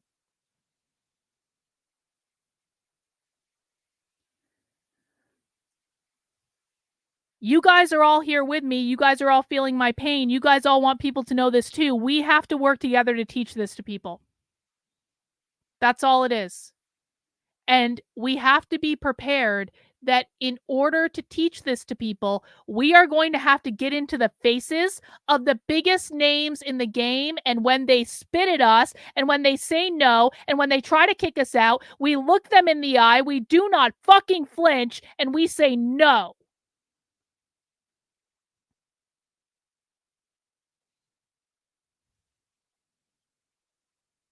Ah.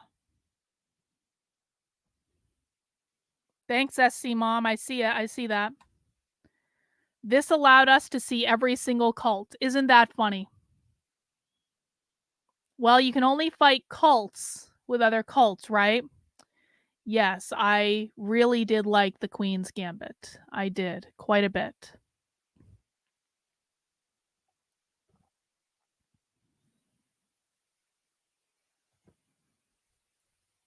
Every stream I drop in on, you're yelling at a new hard-headed conservative who has no idea what they're talking about. I mean, I was so naive when I got into this game.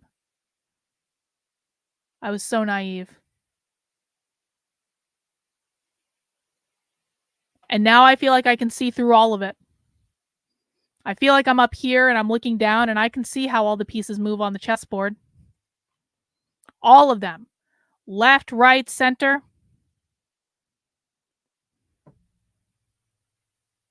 So you guys up for causing some trouble, some beautiful trouble? Maybe we should read the book Beautiful Trouble and we should just apply leftist tactics to what we're doing, except we're going after the fucking conservative influencer class. Is everyone on board with this plan? Please reply in the affirmative in the chat. Or if you're not on board with the plan, that's fine too. I'm actually not running a cult. You're allowed to disagree.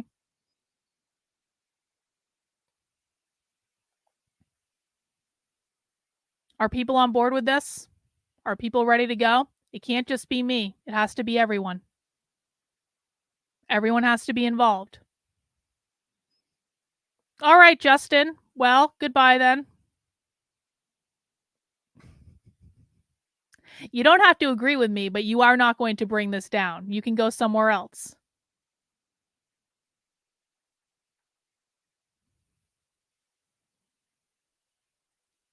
Do I get a fancy robe? I hope so. I hope I get a crown. I hope I get a fancy robe.